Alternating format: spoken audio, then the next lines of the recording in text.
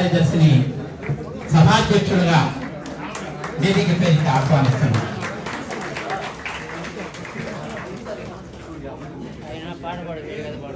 ఈనాటి ముఖ్య అతిథి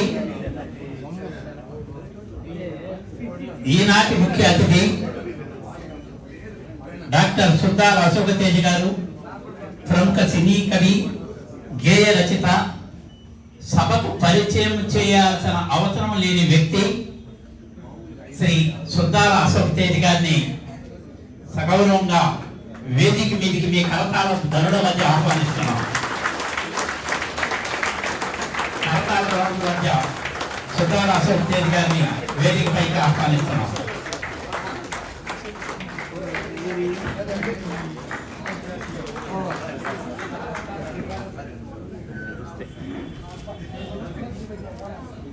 అలాగనే ముఖ్య అతిథులుగా చేసిన సిహెచ్ నరసింహారావు, ప్రధాన కార్యదర్శి సిఐటియు ఏపీ ఆంధ్రప్రదేశ్, వారిని వేదిక మీదకి ఆహ్వానిస్తున్నాం. ఇతను అనేక ప్రజా పోరాటాల్లో, ముఖ్యంగా ఈరోజు విశాఖపట్నంలో స్టీల్ ప్లాంట్ గురించి ప్రజా పోరాటాలు చేస్తున్న ముఖ్య నాయకుడు మన సిహెచ్ నరసింహారావు గారిని సగౌరవంగా మీ కర్తాల మధ్య వేదికపైకి ఆహ్వానిస్తున్నాం. మనకు తిరుపతిలో కందారపు మురళీ గారి గురించి తెలియని వాళ్ళు ఎవరు ఉండరు. కందారపు మురళీ గారిని సాధారణంగా మన జిల్లా ప్రధాన కార్యదర్శి సిఐటియు తిరుపతి, వారిని సగౌరవంగా వేదికపైకి ఆహ్వానిస్తున్నాం.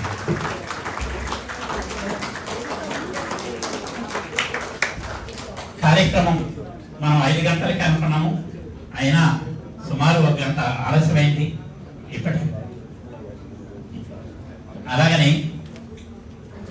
ఈనాటి మన శ్రవకావ్య గానానికి డాక్టర్ సుద్దాల అశోక తేజ్ గారికి వెన్నంటి వెనక నుండి ప్రోత్సాహాన్నిస్తున్న వారి శ్రీమతి నిర్మలా గారిని సగౌరవంగా వేదికపైకి ఆహ్వానిస్తున్నాం.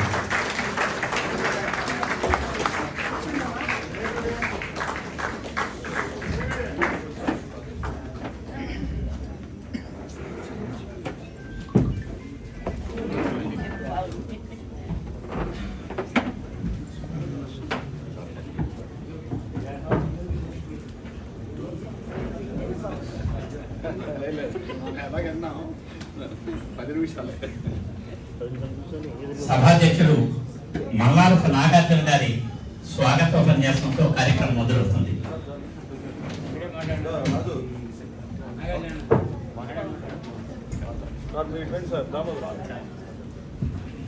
దామోదరం గారు వేదిక పైన ఆశీర్వాదం కావాల్సింది కోరుతున్నాను. ఈరోజు ఈ కార్యక్రమానికి విచ్చేసినటువంటి ఆహుతులందరికీ వేమన విజ్ఞాన కేంద్రం హృదయపూర్వకంగా స్వాగతం పలుకుతోంది. శ్రమకావ్యం 58వ శ్రమకావ్యం మన తిరుపతిలో నిర్వహించుకోవడం మన తిరుపతి వాసులందరి అదృష్టం. శ్రమకావ్యం అంటే ఏదో అనుకునేటువంటి ఒక చిన్న విషయం అయితే కాదు. మన యొక్క ఈ సమాజ పరిణామ క్రమాన్ని అణువణువున అధ్యయనం చేసి తన వాక్కులతో పలికినటువంటి ఆ గానం చాలా అద్భుతమైనటువంటి ఆ కావ్యం.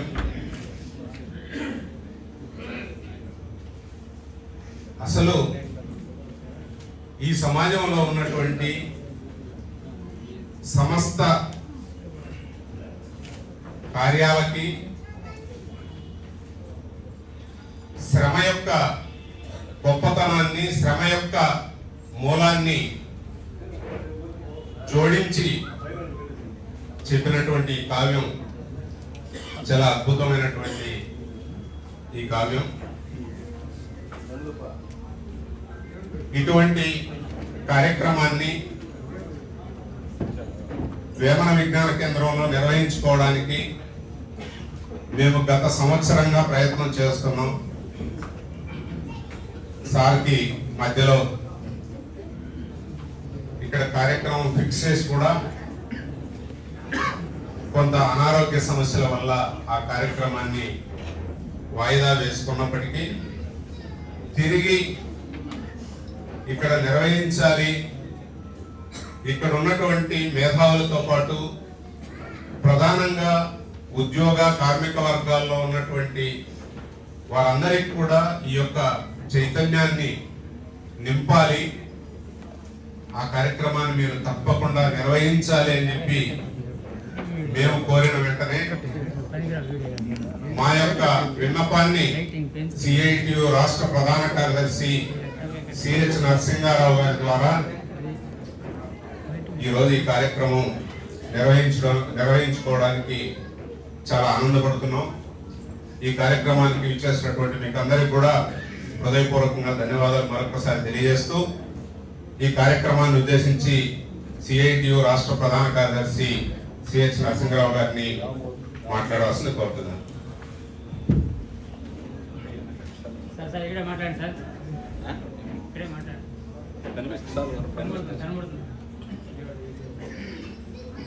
అధ్యక్షులు నాగార్జున గారు ఈరోజు సమకావ్యాన్ని శ్రావ్యంగా వినిపించే సుద్దాల అశోక్ తేజ గారు, సుద్దాల హనుమంతు ముందుబెట్ట, మన తిరుపతిలో ఈ చైతన్యం నేను చాలా సభలకి మొట్టమొదట 58 ఇది మొట్టమొదటి విశాఖపట్నంలోనే ప్రారంభించాం. అలాగే ఆంధ్రప్రదేశ్లో అనేక కార్యక్రమాలు జరిపాము. కానీ దామోదరం గారు ఇప్పుడు నిర్వహించిన కార్యక్రమం చాలా సంతోషంగా ఉంది. ఈరోజు అందరూ తిరుపతి ప్రజల యొక్క చైతన్యం, శ్రమకావ్యం పట్ల అభిమానాన్ని, అశోక్ తేజ గారు లేరు, చాలా పాటలు మీ మీద పాడేశారు, మీ పాటలు పాడేశారు, గంట నుంచి దామోదరం గారు మంచి పోటీ పెట్టారు, చాలా శ్రావ్యంగా పాడించారు. శ్రమ జగతిక మూలం, కానీ ఈ విషయాన్ని పాలకులు ఈరోజు పట్టించుకోవడం లేదు. అదానీయ మూలం, వాణి మూలం అంటున్నారు. మీరు చూడండి, విజన్ 47 కానీ అంతకుముందు విజన్ 2020 కానీ ఏ విజన్లో కూడా కార్మిక వర్గం అనేది ఒక పదం కూడా లేదు. శ్రామిక వర్గాన్ని గురించి వారి పొల్లెత్తు మాట లేదు. అది రైతాంగం కానీ కార్మికులు కానీ కలం పెట్టేవారు కానీ ఎవరి గురించి కూడా. అందుకే ఈ శ్రమ కావ్యం అనేది కార్మికులు ప్రజలకి చైతన్యం చేసేదానికి ఈ సుద్దాల వారు రాసిన చాలా అద్భుతమైన కావ్యం. ఆ కావ్యం గురించి తినబోతూ కార్యాలు తినబోతూ గురించి చెప్పినట్టు ఉంటుంది. కానీ ఒక్క విషయం మాత్రం నేను చెప్పాలా, నిండు సభలో ద్రౌపదిని వస్త్రాభరణం చేస్తే శ్రీకృష్ణుడు ద్రౌపదికి వస్త్రాలు ఇచ్చాడు, ఆమెను కాపాడాడు. దాన్ని ఒక్కరోజు ఆమెకి చీర ఇచ్చినందుకు శ్రీకృష్ణుడు మనం పరమాత్ముడు మహాత్ముడు అనుకుంటున్నాం. మరి రోజు చీరలు ఇచ్చి, రోజు బట్టలు ఇచ్చి, కోట్ల మందికి ఇచ్చి కాపాడే చేనేత కార్మికులు ఎవరు, వాళ్ళ శ్రమ ఏమిటి? అట్లా ప్రతి రంగం యొక్క విషయాన్ని కూడా వారు ప్రతి మూలకి వెళ్ళి పరిశోధన చేసి ఈ శ్రమ యొక్క లోతుపోతులను మనకి వివరంగా తెలియజేయడం. అందుకని నేను విశాఖపట్నం నుంచి వారు ఎక్కడ రాష్ట్రంలో జరిగినా ఆ కార్యక్రమానికి రావడం నాకు చాలా సంతోషం. నిర్మలమ్మ గారు ఆయన కంటికి రెప్పలాగా కాపాడుకుంటూ ఉంది. 5 ఏళ్ళు క్రితం ఆయనకి చాలా మేజర్ ఆపరేషన్ అయింది. అయిన తర్వాత కూడా మా అన్న వారు రంగంలోకి వచ్చి ప్రజలను చైతన్యం చేయడానికి ఆయన జీవితాన్ని ఆ విధంగా ఒక చైతన్య వృత్తి ప్రవృత్తి రెండే ఉన్నాయి. అందుకని ఆ విషయాల్లోకి నేను వెళ్లకుండా వారి యొక్క ఈ శ్రమ కావ్యాన్ని తర్వాత కూడా 100 కావ్యాల్లో 100 చోట్ల మిగిలిన 58 వాటిల్లో మాకు మీరు ఇచ్చిన అవకాశాలన్నింటినీ మేము తప్పకుండా ఉపయోగించుకుంటామని వారికి ఈ సందర్భంగా హామీ ఇస్తూ, వారు కూడా మా మనం ఏమిటంటే మేము కోరినటువంటి వీలైనంత వరకు వారు మాకు అవకాశం కల్పించాలని చెప్పేసి కోరుతూ ఈ సందర్భానికి వచ్చిన తిరుపతి ప్రజానీకానికి ప్రత్యేకంగా ధన్యవాదాలు తెలియజేస్తున్న అవకాశం ఇచ్చినందుకు, అలాగే అశోక్ తేజ గారికి, నిర్మలమ్మ గారికి ప్రత్యేకమైనటువంటి అభినందనలు తెలియజేస్తూ ఇంతటితో ముగిస్తున్నాను. నమస్కారం. Thank you sir. అలాగే మరొక ముఖ్య అతిథి సిఐటియు జిల్లా ప్రధాన కార్యదర్శి కందారపు మురళి గారిని 2 మాటలు మాట్లాడాల్సింది.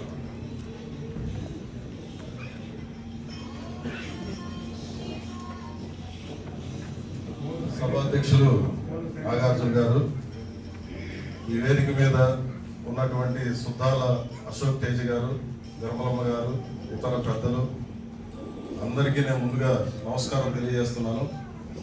ఈరోజు శ్రమకి ఉన్నటువంటి ప్రాధాన్యతను వివరించడానికి, శ్రమ దాని పట్ల ఈరోజు మనం అందరూ చూస్తున్నాం ఏ రకమైనటువంటి గౌరవం ఉందో మన కళ్ళెదురుగా చూస్తున్నాం శ్రమించే వాళ్ళ పట్ల. అట్లా కాదు, భిన్నంగా ఉండాలని చెప్పి తన శ్రమ కావ్యం ద్వారా దాని ప్రాధాన్యతని, శ్రమకు ఉన్నటువంటి విలువని, మానవ పరిణామ క్రమంలో శ్రమ యొక్క పాత్ర ఏ రకంగా ఉంది అనేది చాలా అద్భుతమైనటువంటి గానాన్ని అశోక్ తేజ గారు చేస్తారు మీ అందరి సమక్షంలో. ఏమైనా తక్కువ సమయంలో ఇంతమంది మీరు ఇక్కడికి రావడం, మధ్యలో అనుకున్నాం మేము ఈ హాల్ సరిపోతుందా వేరే ఏమన్నా మార్పు చేయాలని చెప్పి, ఏమైనా మీరందరూ కూడా వచ్చి దీన్ని జయప్రదం చేయడానికి వచ్చినందుకు ప్రత్యేకంగా మీకు అందరికీ నేను ఈ సందర్భంగా అభినందనలు తెలియజేస్తున్నాను. ఈరోజు ప్రపంచ మాతృభాషా దినోత్సవం అని చెప్పి ఇప్పుడే మన దామోదరం గారు చెప్పారు. కానీ ఈరోజు ఇంకో ప్రత్యేకత కూడా ఉంది. సరిగ్గా 176 సంవత్సరాల కిందట ప్రపంచంలో 1848 ఫిబ్రవరి 21వ తేదీకి ఒక ప్రత్యేకమైనటువంటి ప్రాధాన్యత ఉంది. మార్క్స్, ఏంగెల్స్ సంయుక్తంగా ఈ దేశంలో ఉన్నటువంటి పెట్టుబడిదారుల గుండెల్లో గుణపం గుచ్చినట్టుగా కమ్యూనిస్ట్ ప్రణాళికను విడుదల చేసినటువంటి రోజు. ఈ రోజుకు ఉన్నటువంటి ప్రాధాన్యత కూడా అదే. శ్రమకి అసలు కారణాన్ని కనుగొన్నటువంటి రోజు ఇది. లాభం అనే ఒక అందమైన పేరు పెట్టి అదనపు విలువ పేరిట ఏ రకంగా దోపిడీ సాగిస్తున్నారు ఈ ప్రపంచంలో అని చెప్పి కనుగొన్నటువంటి రోజు ఇది. ప్రపంచంలో ఉన్నటువంటి పోరాడే శక్తులకు, కార్మిక వర్గానికి ఆయుధాన్ని అందించినటువంటి రోజు. ఈ రోజు వాస్తవంగా ప్రపంచం అంతటా కూడా రెడ్ బుక్ డే నిర్వహిస్తాము. కమ్యూనిస్ట్ పార్టీ ప్రణాళికను, లెనిన్ రాసినటువంటి సంకలనాల మీదనో, స్టాలిన్ చెప్పినటువంటి విషయాలు, లేదంటే మావో చెప్పినటువంటి విషయాలు, మార్క్సిజం, లెనినిజం లేదా ఇతరత్ర ప్రాసంగికత ఉన్నటువంటి అనేక అంశాల మీద చర్చ జరుగుతున్నటువంటి రోజు ఈ రోజు ఏ పుస్తకం మీద చర్చ జరగాలని మా మధ్య కూడా జరిగింది చర్చ. వేమన విజ్ఞాన కేంద్రం ఈ కాలంలో ప్రగతిశీల భావాలకు ఒక వేదికగా మారి అనేక రకాలైనటువంటి కార్యక్రమాలు నిర్వహిస్తున్నటువంటి నేపథ్యంలో ఈ రోజు 21వ తారీఖున శ్రమ కావ్యాన్ని ఎంపిక చేసుకుని సుద్దాల అశోక్ తేజ గారి ద్వారా దీన్ని నిర్వహిస్తే ఈ రోజుకు సార్థకత కూడా ఉంటుందని భావించి ఈ కార్యక్రమాన్ని ఇక్కడ ఏర్పాటు చేయడం అనేది జరిగింది. ఇదే కాదు, మనం చూస్తున్నాం దేవదేవుడు దేశంలోను ప్రపంచంలో ఉన్నటువంటి వాళ్ళందరూ కూడా కష్టాలు చెప్పుకోవడానికి ఈ తిరుమలకు వస్తారు. తిరుమల దగ్గర ఉన్నటువంటి పేదలు, కష్టజీవులు రోజు ప్రతినిత్యం ఈరోజు ఇంత పచ్చగా కొండ కనపడుతుందంటే దానికి కారణం అటవీ కార్మికులు. తిరుమల కొండ మీద ఎక్కడ కనీసమైనటువంటి ఒక్క చెత్త చెదారం కూడా కనపడకుండా వాళ్ళ ఆరోగ్యాన్ని పణంగా పెట్టి మన ఆరోగ్యాలను కాపాడుతున్నటువంటి వాళ్ళు పారిశుద్ధ్య కార్మికులు అనేక మంది తిరుమల కొండ మీద కనిపిస్తారు. మీరు క్యూ కాంప్లెక్స్ లోకి పోండి, అన్నదానంలోకి వెళ్ళండి, లేదంటే రోడ్డు మీద చూడండి, ఒక అద్భుతమైనటువంటి తిరుమల కొండ మనకు కనిపిస్తుంది. దానికి మోడీ గారు ప్రకటించే స్వచ్ఛ సర్వేక్షణ అవార్డుని ఈఓ గారు తీసుకుంటారు, జేఈఓ గారు తీసుకుంటారు, లేదంటే అనేక చోట్ల అనేక మంది గౌరవాలు దక్కుతూ ఉంటాయి. కానీ దీనికి కారణమైనటువంటి వాడు, ఈ స్వచ్ఛత కారణమైనటువంటి వాడు, లేదంటే ఇంత అందమైనటువంటి తిరుమలకి కారణమైనటువంటి వాళ్ళకి అంత గౌరవం దక్కడం లేదనే విషయాన్ని ఈ సందర్భంలో ఇది ప్రస్తావన చేసుకోవాల్సినటువంటి సందర్భం. ఆ శ్రమకు తగిన విలువ అందనటువంటి పరిస్థితి నెలకొంది. ఇట్లాంటి పరిస్థితుల్లో వారి పక్షాన పోరాడుతున్నటువంటి మేము సంఘంగా కూడా ఈ విషయాల్ని ప్రస్తావించడానికి అర్హులం అని చెప్పి నేను భావిస్తా ఉన్నాను. ఇదే కాదు, మన తిరుపతిలో నిన్న మొన్న కూడా మీటింగ్ జరిగింది, ఇంటర్నేషనల్ టెంపుల్ ఎక్స్పో. దాంట్లో సారాంశం అంతా ఏంది? అభివృద్ధి గురించి చర్చించారు, లేదా చాలా అంశాలు ప్రస్తావన చేశారు. ఆ ప్రస్తావనలో ఉన్నటువంటి సారాంశం అంతా ఏంటంటే, దీన్ని నిర్వహణ చేయడం ద్వారా 6.5 లక్షల కోట్ల నుంచి 7 లక్షల కోట్ల రూపాయల ఆదాయం పొందొచ్చు అని చెప్పేది దానిలో జరిగినటువంటి చర్చ. భక్తిని ఆయుధం చేసుకొని, లేదంటే మతాన్ని, భక్తిని, లేదా ఇంకోటి, వీటన్నిటిని కూడా ఈరోజు జరుగుతున్నటువంటిది ఏమిటంటే, వీటిని కూడా ఆధారం చేసుకుని కార్పొరేట్ శక్తులు, దోపిడీ శక్తులు లక్షల కోట్ల రూపాయలు ఎట్లా ఆదాయం సంపాదించుకోవాలన్నటువంటి చర్చ తప్ప మరొకటి కాదు. మహాకుంభమేళ జరుగుతూ ఉంది ఈ రోజున. 2 లక్షల కోట్ల రూపాయల ఆదాయం ఉండదానికి 50 కోట్ల మంది దేశమంతా తరలి వస్తూ ఉన్నారని చెప్పి జరుగుతున్నటువంటి కాలం. ఈ కాలంలోనే ఎంత అన్యాయమైనటువంటి పరిస్థితులు నెలకొని ఉన్నాయంటే, శాంసంగ్ లో చెన్నైలో పెద్ద పోరాటం చేశారు శాంసంగ్ కార్మికులంతా కూడా. జర్మనీలో అయితే 18 మంది కార్మికులు చేసే పని ఈ దేశంలో ఆ కార్మికులు 18 మంది కార్మికులకు ఇచ్చే జీతం ఈ దేశంలో 248 మంది కార్మికులకు ఇస్తున్నారంటే ఏ రకమైనటువంటి దోపిడీ జరుగుతుందో మనం అర్థం చేసుకో. ఇదేదో అక్కడెక్కడో జరిగిందని కాదు. తిరుమల తిరుపతి దేవస్థానం ఆధ్యాత్మిక క్షేత్రం చాలా గొప్పగా మనం అంతా కూడా చెప్పుకుంటాం. అక్కడ కూడా మీరు చూడండి, 20 మంది పనిచేయాల్సినటువంటి చోట 10 మంది పనిచేస్తూ ఉంటారు. ఆ 10 మందికి ఒక్కడి జీతాన్ని ఒక పర్మనెంట్ ఉద్యోగికి ఇచ్చే 1 లక్ష రూపాయలు లేదా 1,20,000 రూపాయలు ఇక్కడ 10-12 మందికి ఇస్తున్నటువంటి ఇది మనం చూస్తున్నాం. సుప్రీంకోర్టు చెప్తుంది సమాన పనికి సమాన వేతనం అని చెప్పి. పెద్ద పెద్ద కోర్టులు, న్యాయస్థానాలు లేదా పార్లమెంటులో చర్చలప్పుడు చెప్తారు సమాన పనికి సమాన వేతనం. ఎక్కడ సమానం కనిపిస్తా ఉంది? ఆఖరికి పురుషుడికి ఒక వేతనం, మహిళలకు ఒక వేతనం. ఇట్లాంటి పని దగ్గర కూడా లైంగిక దోపిడీ 1 కాదు 2 కాదు 100ల సంఖ్యలో ఈ సమస్యలు మేము ఫేస్ చేస్తున్నాం. వాళ్ళ కోసం పోరాడుతున్నాం. దురదృష్టం ఏంటంటే, వీటిని ఆఖరికి పనికిరాని విషయాలకి మీడియా ఈరోజు పెద్ద ఎత్తున సమయాన్ని కేటాయిస్తున్నటువంటి రోజు ఇది. ఈ కాలంలో ఇట్లాంటి కష్టాలని కనీసం ప్రస్తావించుకోవడానికి అవకాశంగా దీన్ని ఒక వేదికగా ఉపయోగించుకోవడానికి తోడ్పడుతున్నటువంటి అభిప్రాయం కూడా మాకుంది. కాబట్టి కష్టానికి తగినంత విలువ రావాల్సినటువంటి అవసరం ఉంది. వీళ్ళ కొనుగోలు శక్తి పెరిగితేనే దేశం అభివృద్ధి అవుతుంది. ఉత్పత్తి విపరీతంగా పెరిగిపోతా ఉంది. ప్రపంచంలో పెరుగుతుంది, మన దేశంలో పెరుగుతుంది. కొనుగోలు శక్తి మాత్రం ప్రజలకు పెరగడం లేదు. కారణం ఏమంటే వాళ్ళకి రావాల్సినటువంటి ఆదాయం తగినంత రావడం లేదు. ఇట్లాంటి రోజున మనం ఈ అంశం మీద చర్చ జరుపుకోవడం ఏ రకంగా చూసినప్పటికీ ఇది ఆమోదయోగ్యమైంది అని నేను భావిస్తూ, ఈ ఇచ్చిన అందరూ కూడా సుద్దాల అశోక్ తేజ గారి గురించే మీరందరూ ఆలోచిస్తున్నారు. ఈ సమయంలో ఎక్కువ సమయాన్ని తీసుకోవడం కూడా న్యాయం కాదు. అందుకనే మనం ఇంకో సందర్భంలో కూడా మాట్లాడుకోవచ్చు. ఏమైనప్పటికీ ఈ అవకాశాన్ని ఇచ్చినటువంటి మీకు అందరికీ, ముఖ్యంగా సుద్దాల అశోక్ తేజ గారు మన కోసం, ఆయనకి అనారోగ్యము ఇతరత్ర అనేక సమస్యలు ఉన్నప్పటికీ కూడా ఈ కాలంలో చాలా పట్టుదలగా, నేను తిరుపతి గతంలో జరిగినటువంటి ఆలాపనలో కూడా పాల్గొనాల్సి ఉంది సుద్దాల అశోక్ తేజ గారు.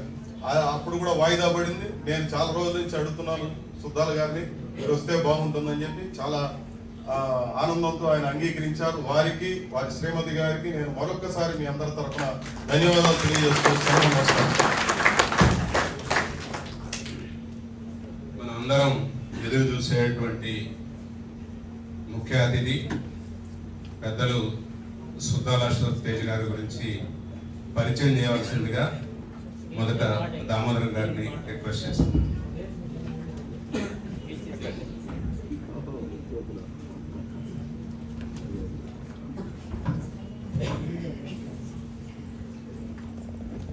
మరొకమారు సభకు నమస్కారం. తెలుగు ప్రజలకు పరిచయం చేయాల్సిన అవసరం లేని వ్యక్తి డాక్టర్ సుద్దాల అశోక్ తేజ్ గారు.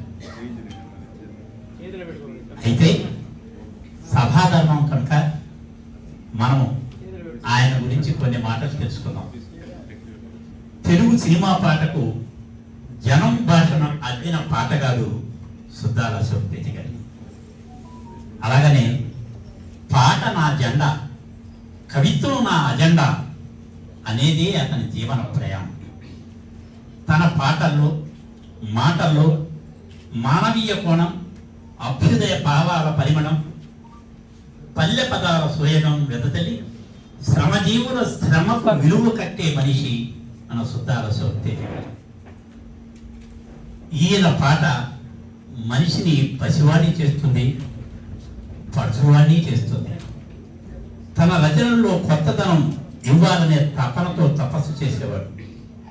సాహిత్యం జోకొట్టేదిగా ఉండకూడదు, అది మేలుకొల్పేదిగా ఉండాలి అని భావించేవాడు.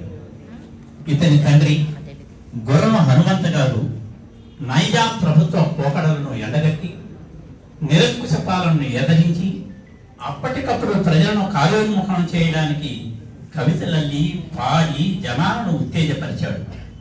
ఆనాటి నుండి ఆయన ఊరి పేరే ఆయన ఇంటి పేరు అయ్యింది. గుర్రం వెళ్ళి గుర్రం స్థానంలో సుద్దాల వచ్చింది.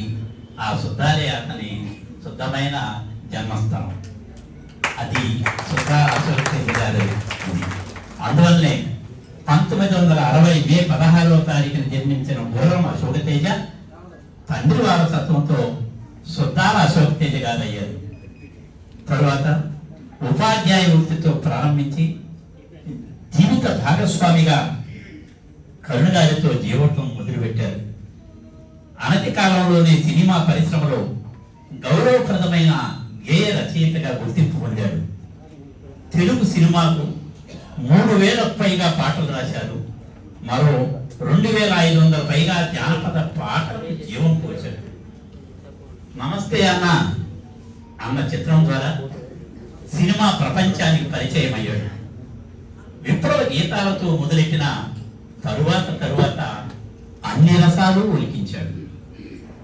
2003లో ఠాగూర్ చిత్రంలోని నేను సైతం పాటకు జాతీయ ఉత్తమ గీత రచయితగా పురస్కారం అందుకున్నారు. 2017లో ఫిదా సినిమాకు రాసిన వచ్చిండే పిల్ల మెల్లమెల్లంగా వచ్చిండే పాట ఉత్తమ గీత రచయితగా సైమా అవార్డు ఇతనిని వరించింది. కొమరం భీముడులో ఒకటి మాతృభూమి పాట, మరొకటి మాతృమూర్తి పాట.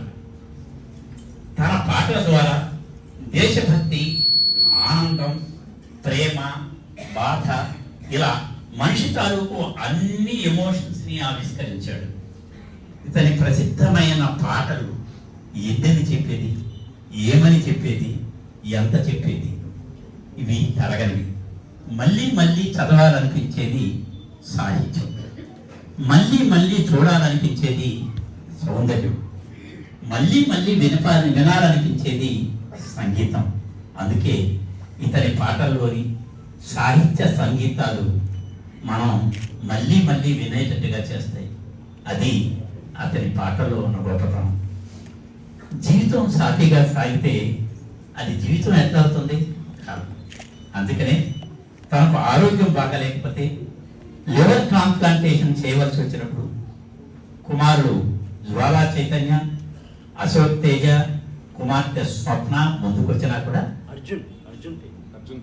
అర్జున్ తేజ ముందుకొచ్చినా కూడా చిన్నబాబు అర్జున్ తేజ కొడుకే తండ్రికి తండ్రి అయ్యి నాకు అర్థం అయింది.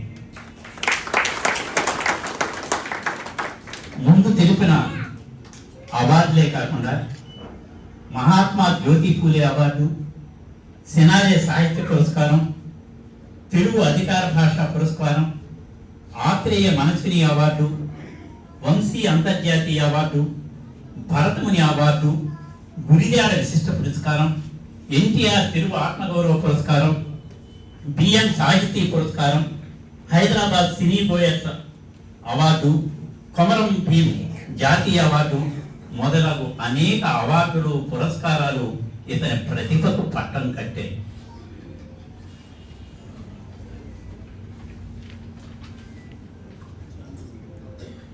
ఇతను స్థాపించిన తన తల్లిదండ్రుల పేరుతో అంటే సుద్దాల హనుమంతు జానకమ్మల జ్ఞాపకార్థం సమాజ సేవకు నేను సైతం అని సుద్దాల ఫౌండేషన్ స్థాపించి పురస్కారాలు అందజేస్తున్నారు.